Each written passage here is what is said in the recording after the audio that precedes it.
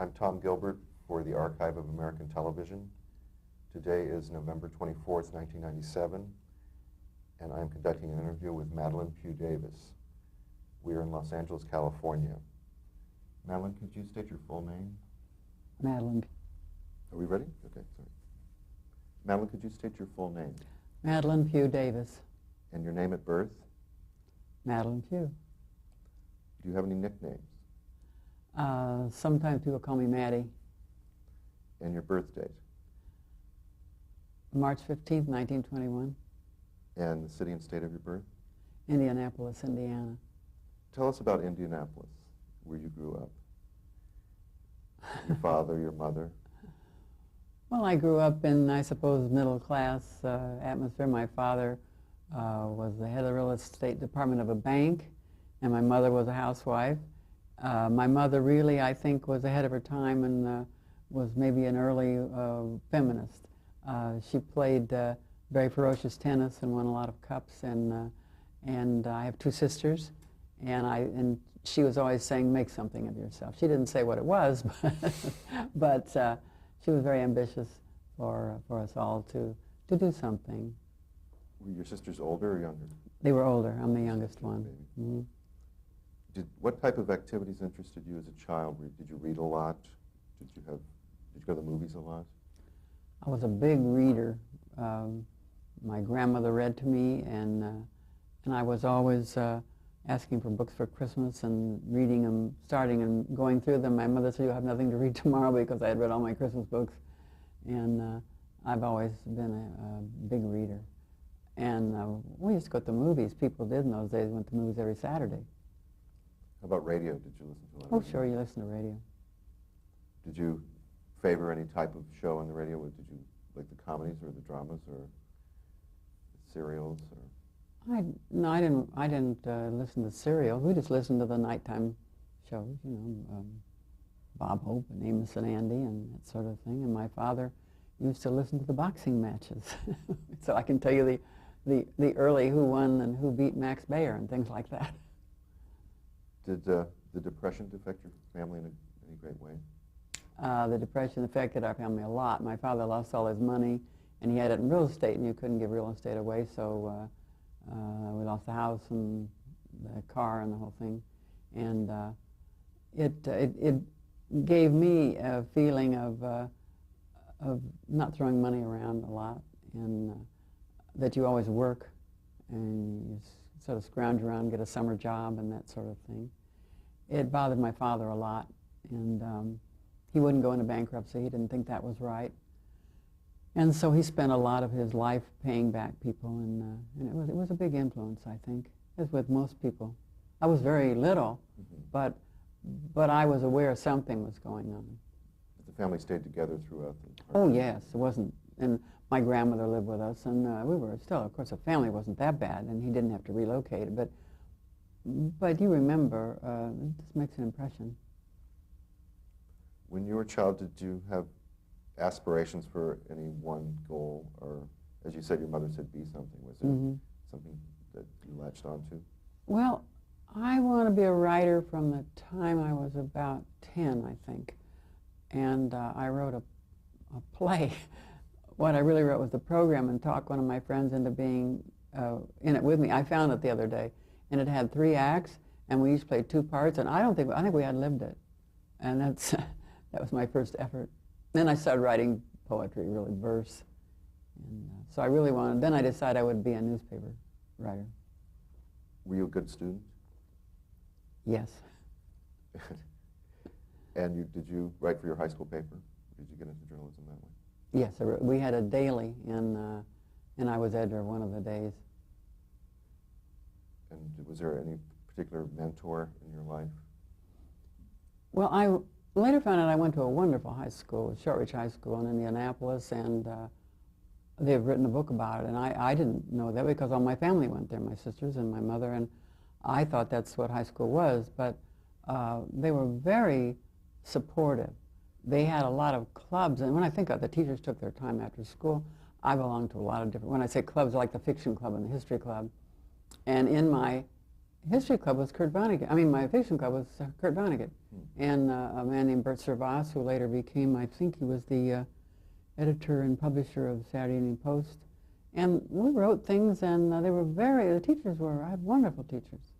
Again, I didn't know that, but they were always encouraging us to do whatever we wanted to do. What did you do after you graduated from high school? I went to Indiana University and graduated with a degree in journalism. Did you want to be a foreign correspondent? Yes, I did. I don't think there were any women foreign correspondents, but I didn't. I thought, well, that's too bad. It was all very glamorous then. By the time I graduated, the war had started, the World War II, and so that was very exciting. And Ernie Pyle from Indiana was a columnist, and he was over with the GIs in Europe, and William Shire and all those people, and I thought that would be marvelous. But I couldn't get a job on a newspaper, which was sort of where to begin. Was there any particular person, like Edward R. Murrow, who might have inspired you toward the foreign correspondent thing? Well, as I said, probably Edward R. Murrow, but by the time he was becoming very prominent, I was already in radio and not the news end of it. I was offered a job at a radio station in Indianapolis, and I've been looking for a job for a couple of months, so I thought, well, I'll take that. And then the newspaper job I wanted opened up, and I had to make a choice, and I decided I'd stay with the radio. And that was that a network affiliate, that station? It was WIRE, the NBC station in Indianapolis. Yeah. How did we touched on this briefly, but being a woman in the field of journalism at that time, especially broadcast, how did that affect you? I mean, or being a woman, how did that affect? Well, I wasn't really in the news department there. I just did commercials and little musical things, and if I had worked on the newspaper at that time, I would have been on what they used to call the society page. But I figured, well, I'd get on the society page, and then I would work my way into becoming a regular reporter. That was my sort of vague plan. But then I got into a totally different kind of writing at that time. So when you were doing the ad copy, or were there other women involved with that? Yes, the head of the department was a woman, and she was a friend of mine. That's how I got the job. You moved to Hollywood in 1942? No, I didn't come out. I was in Indianapolis. I just got out of school in 42. And then I worked in Indianapolis for a year, about a year and a half. And then I came here, so I came out here about 43, 44, something like that. What brought you out here? One of my sisters was living here, and my father had died, and my mother said, why don't we come out to California? She had been here once and liked it a lot. And I said, fine. I thought it was a good idea. Were you able to get a job right away, or was it, you were working for an NBC affiliate, right? Yes. Yeah. Well, again, when you're that age, you don't know that it's unusual, but I had letters to the 3 executive vice presidents of the networks, and I thought everybody did, I guess. The station was owned in Indianapolis by Eugene Pulliam, Dan Quayle's grandfather, and he gave me letters to everybody. So I came out all armed with these marvelous contacts. And I got a job at NBC in a couple of weeks. And what did you do there? Was it also ad copy, or? Well, it was just kind of musical shows and bits and pieces. They didn't own their own big local station at that time. And so we weren't we were writing mostly for the Pacific Network, the feeds. And so I went to CBS because they had a staff writer.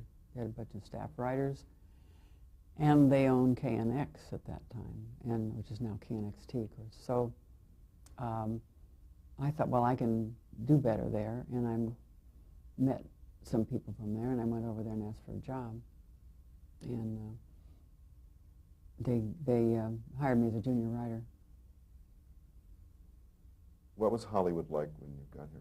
What impression did it make on you? Well, there were wagons, no. Well, it was all very exciting, and also the war was on, so people were coming out here in droves. I mean, I was like a USO because anyone that I had known in school ever would always call me when they got here, and it was fun. It was we were at Sunset and Gower, and we used to go up to Hollywood Boulevard and mill around and meet friends and go to lunch, and it was fun. It was a small town kind of. So Hollywood Boulevard at that time was a viable place to go. It was, yes. Did the war have a great effect on you? Well, yes.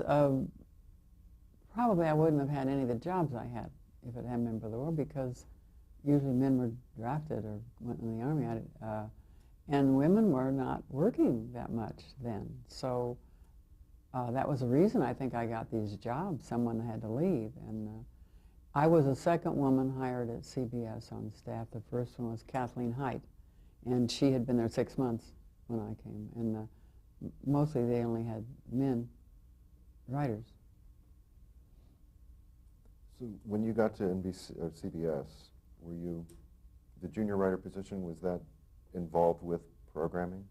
Yes, everybody wrote, and they told me that I would make me a senior writer. They'd have me doing research for some show that they had, and they said, well, you'll do that for a few months, and then we'll make you a senior writer. So it was kind of a beginning. They didn't even have an office for me, and I worked in the supply closet with a writer named Jack Newman, who was hired at the same time, and he's done a lot of TV and movies. When did you first hear about television? Well, I think it was in the late 40s. They called all the writers, and they took us to see something in a room, in a conference room, and it was all kind of, blurry and jerky. I said, well, what is that? It doesn't look like much of anything. And by this time, we were working, I think it was about that time we were working for Lucille Ball on her radio show, which I'm sure is coming up shortly. And it didn't make any impression. I remember just saying, I don't know what they're talking about. Did you, by chance, visited the 39th World's Fair in New York? I don't think so. Now we can talk about when you and Bob first met. Well, I say that he came over to visit a friend of mine at NBC, and I met him, and he says that he took me home from the CBS Bowling League, so I don't really know. It's one of those. It was a long time ago. What did you think of him when you met him? Well, I think I was very impressed because he and his partner Larry Roman were writing some show for Hedda Hopper, and he was sort of big time and with Pacific Network or local or whatever. And I thought, wow, he's a big writer. And I didn't really get to know him until I went to CBS a few months later. Was there any inkling that you would be partners someday? I don't think so. I think we just sort of drifted together when we were on staff, and they put us together to write some early shows. One was a little domestic comedy called The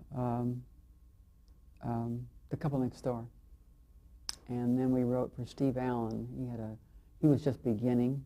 He was very new. He'd just come here from Arizona, and he had a show called It's a Great Life, which had sketches and all. We wrote that together with Steve. And we found we worked well together and liked it. Okay, that concludes Madelyn's portion. Actually, hold on.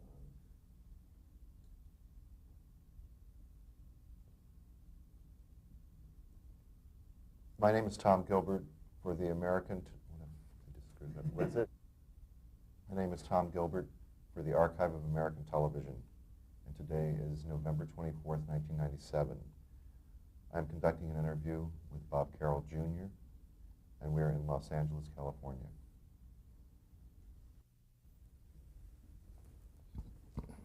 Could you state your full name? I was born Robert Gordon Carroll Jr., known later as Bob Carroll Jr. Any nicknames? RG, my friends in school called. Often guys call each other by their last name, I remember in school. Hey, Carroll, come over here, you know. Always last names. And your date of birth? August 12, 1918. And the city and state of your birth? In Keysport, Pennsylvania, down the river from Pittsburgh on Monongahela River. Now, I know you grew up in St. Petersburg, but before you got to St. Petersburg, tell me how you got to Age of 3, my father backed up the car, an old 7-passenger Studebaker, and drove to Florida. He went into the real estate business.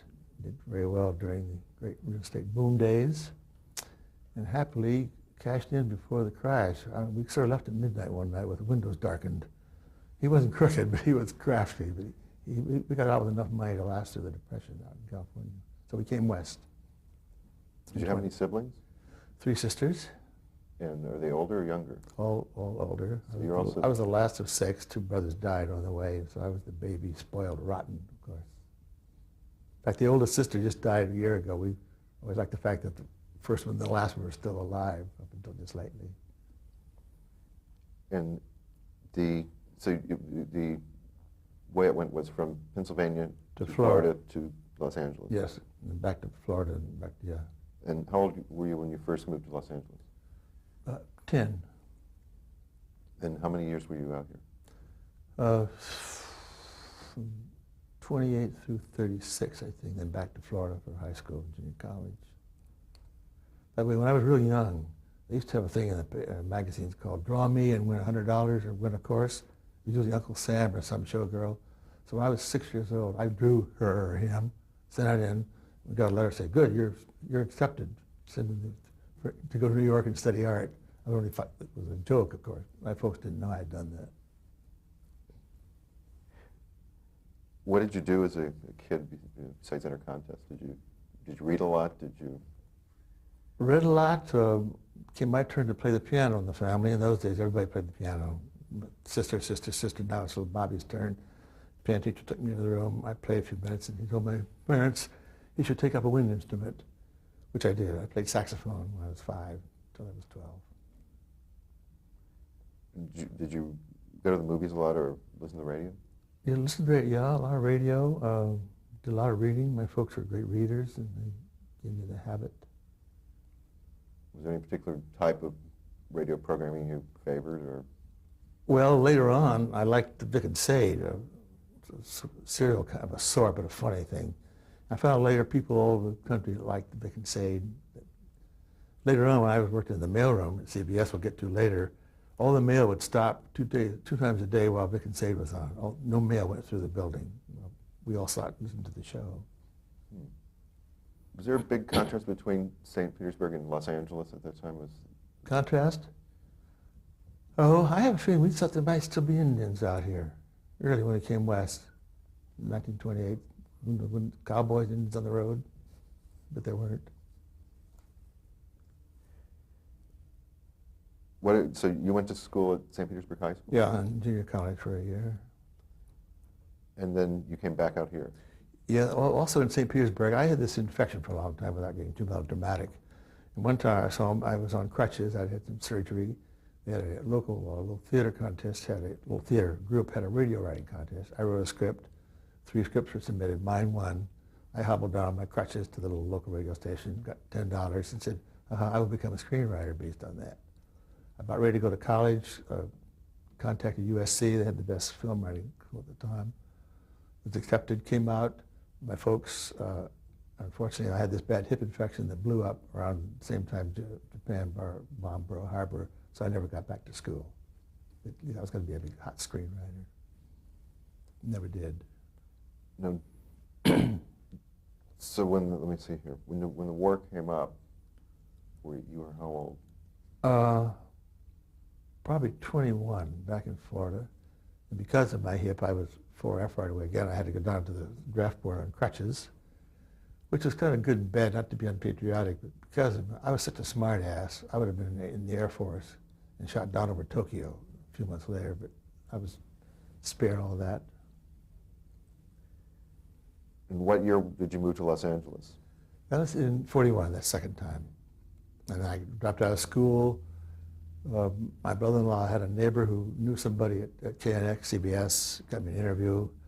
I went in that morning, had an 8:30 interview. Somebody just quit that day from the front desk, a tour desk it's called. And they said, can you start the day? I said, by all means. KNX was a control station during the war. Everybody else went off the air and they stayed on. So I had to check everybody in and out of the front desk, sign in and sign out, whoever came on. How did you begin to pursue careers in comedy writing? Well, I first went from that front desk to publicity, then to transcription department, and that's where announcer would be on one side of the glass, I'd be on this side playing records. He would say, now Betty Goodman plays 1 o'clock jump, and I started doing kind of funny intros from midnight till 6 in the morning, and that brought me to the attention of the production people. They also gave me a job writing station breaks, and I started being funny with those, and they said, don't ever do that, you're almost fired. In fact, Jack Bailey became a good friend of mine, Queen for a Day later. When did you first learn about television? Well, let's see, television. I remember Jack Bailey did a show up at Mount Wilson. There was a studio up there, one of the early shows. We all drove up and watched him do television. I couldn't tell you what it was about. That was my first inkling of it. What was so your impression of it was? Who knows? What is this? Yeah. No. Also, people in those days would stand in front of appliance stores and watch it. You know, not too many people had TV sets. What about, Madelyn said that you were writing for Hedda Hopper? Yeah, Larry Roman and I were writing for Hedda Hopper and a couple other shows, and I initially went over and saw her at NBC because somebody from KNX was also working there. Then later on, Madelyn became a senior writer at KNX CBS, and I had the only car in town because I had a bad hip, so I took everybody to social things and bowling league, and I maintained that's how we really got to going together. We also would help each other with outside scripts away from the studio, and we even dated for a while. What did you think of her when you met her? Well, she was so clever. God, she's so clever. She was much more trained than I was. She wanted to be a writer. I had no intention of ever doing anything. I thought my hip would keep me never doing anything at all. Is there any clue that you would be partners? Probably none. As I say, we went together for a while, and then working on each other's scripts, helping on the outside, and then KNX, CBS put us on a show called The Couple Next Door. In fact, they put Madelyn and Larry Roman as a team. They thought that if the show went, they would need more teams, so Madelyn got me, and Larry got Kathleen Height. And then that's when we really started to write together. What happened to It Larry? was also domestic comedy. Larry, he became a pretty good playwright. I forget the name of his show now. Madelyn will tell you later. He did a lot of movies, and he's still working. How did you partner with him? How? Yeah, originally. We had the same little kind of a store. We had all forced little storerooms at CBS. Had to get papers out of the way to put a desk in. I forget what we wrote now, except that's right, Hedda Hopper show. I have no memories of it though, really. And so by the time you met Madelyn, you were working, that was the Hedda Hopper thing was your main project? Yes, yes, and then we got the Couple Next Door, and then went on from that to other shows, Steve Allen, and then Lucille Ball's radio show, Favorite Husband, came along, and the writers who were doing that were also Ozzie and Harry writers, so they had to go back in the fall. They told us to go and try out for it. We might tell you this later, though, with Madelyn, probably. This concludes Bob Carroll's portion.